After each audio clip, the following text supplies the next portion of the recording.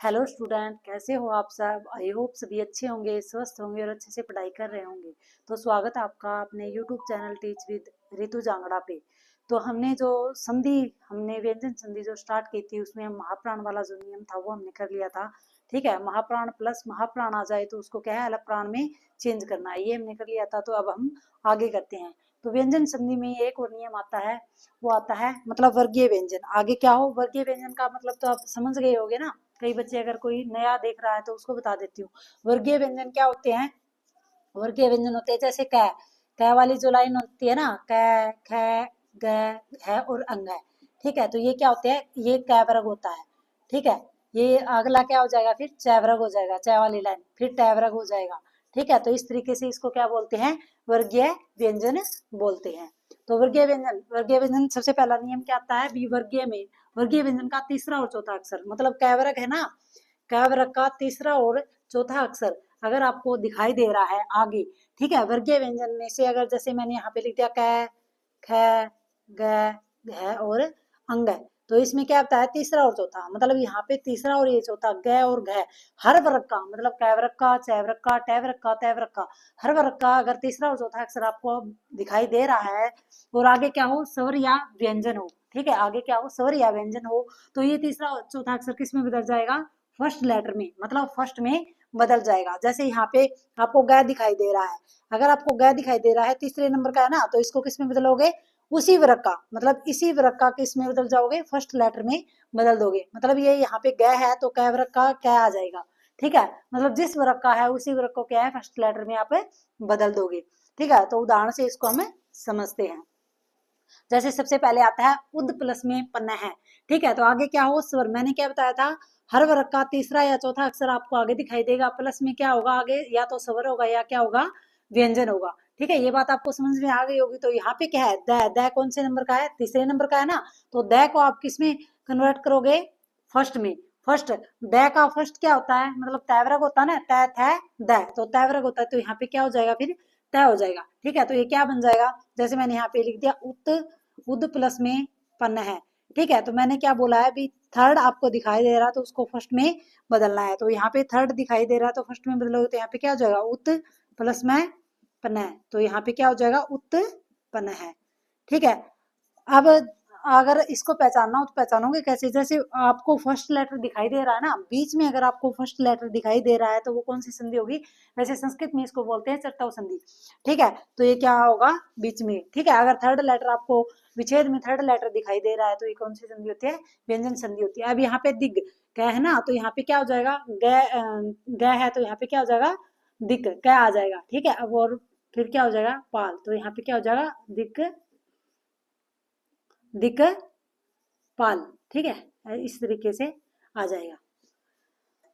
अब आगे देखते हैं, जैसे सद प्लस में कार है, तो यहाँ पे भी क्या है, तीसरा, तीसरे को किस में बदलोगे, फर्स्ट में बदलोगे, तो यहाँ पे क्या हो जाएगा, द की जगह क्या आ जाएगा, तय आ जाएगा ना, तो यहाँ पे क्या हो जाएगा, सत्कार। ठीक है, तो इस तरीके से करोगे। यहाँ पे तद प्लस में फलम, तो तद तयवर्ग वाली लाइन है, तो यहाँ पे क्या हो जाएगा, तय हो जाएगा, तो यहाँ पे क्या हो जाएगा, तत्फलम। ठीक है, इस तरीके से याद रखो। यहाँ पे वृक्षात द है, द को किस में बदलोगे, तय में बदलोगे, तो यहाँ पे क्या हो जाएगा, वृक्षात, आधा तय आएगा ना, क्योंकि तय है, तो वृक्षात प तय ती। ठीक है, तो ये नियम आप ध्यान रखोगे। ठीक है, तो ये मतलब बस सिंपल सा नियम है, लेकिन इसमें से पूछा कुछ नहीं जाता है। अब आगे जो संधि करवाऊंगी ना मैं, आगे जो नियम करवाऊंगी वो है सबसे ज्यादा इंपॉर्टेंट है, उसमें से ज्यादातर पूछा जाता है। ठीक है, तो सबसे पहले आता है, मतलब एक नियम ध्यान रखोगे आप, जैसे आपको समस्त पद में क्या दिखाई दे। ठीक है, जैसे मैं लिख देती हूँ 20 वर्गीय व्यंजन। वर्गीय व्यंजन अब तो आप समझ गए होगे ना, हर वर्ग का मतलब वर्गीय व्यंजन, प्लस में क्या हो, पांचवें का मतलब होता है अनुनासिक वर्ण हो, अनुनासिक वर्ण हो आगे। ठीक है, तो यहाँ पे क्या है, इसमें से ये पांच में चेंज हो जाएगा, मतलब ये क्या है, नियम है। अब इसको एक बार मैं समझा देती हूँ आपको। वर्गीय व्यंजन का मतलब आप समझ गए होगे, 20 का मतलब है, मतलब हर वर्ग का, जैसे मैंने यहाँ पे लिख दिया कै वर्ग। ठीक है, च वर्ग, ट वर्ग, ठीक है, त वर्ग और पै वर्ग।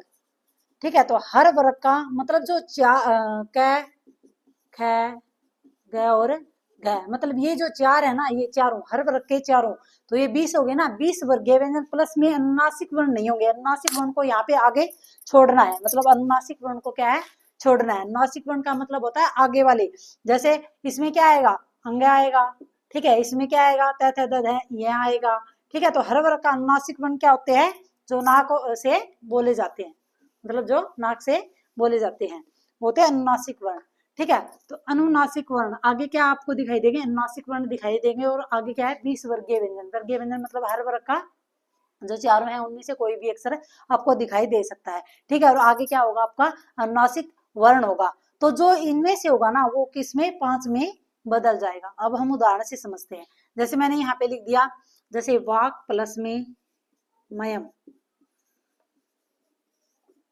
वाक प्लस में मयम। अब देखो यहाँ पे कैवरक का है ना, मैंने क्या बोला है, कैवरक का हर वर्गीय व्यंजन का कोई भी अक्षर हो सकता है, ठीक है, क्या है यहाँ पे। तो यहाँ पे आगे क्या है, अनुनासिक वर्ण आपको दिखाई दे रहा है, आगे आपको अनुनासिक वर्ण ही मिलेगा, आई बात समझ में।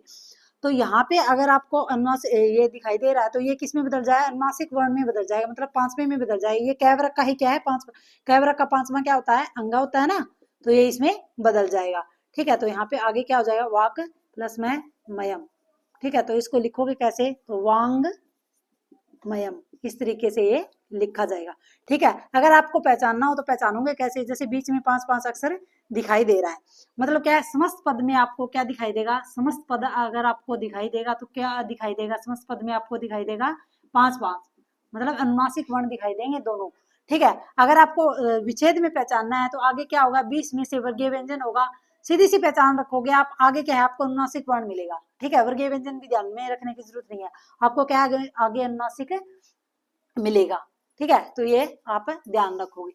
अब आगे आता है अगला और उदाहरण देख लेते हैं, जैसे यहाँ पे क्या है, तद प्लस में मात्रम, ठीक है। तो यहाँ पे क्या है, वर्गीय व्यंजन में से है, तो यहाँ पे ये तयवरक का है, आपको ये ध्यान रखना है वर्ग कौन सा है, तयवरक का है ना, तो ये किस में बदल जाएगा, तयवरक का लास्ट अक्षर अनुनासिक वर्ण कौन सा होता है, तय थ द ध न, तो यहाँ पे क्या हो जाएगा, न, और प्लस में क्या हो जाएगा, मात्रम, ठीक है। तो यहाँ पे क्या है, तन, तो यहाँ पे क्या हो जाएगा, तन मात्रम, ठीक है। तो इस तरीके से आप ध्यान रखोगे।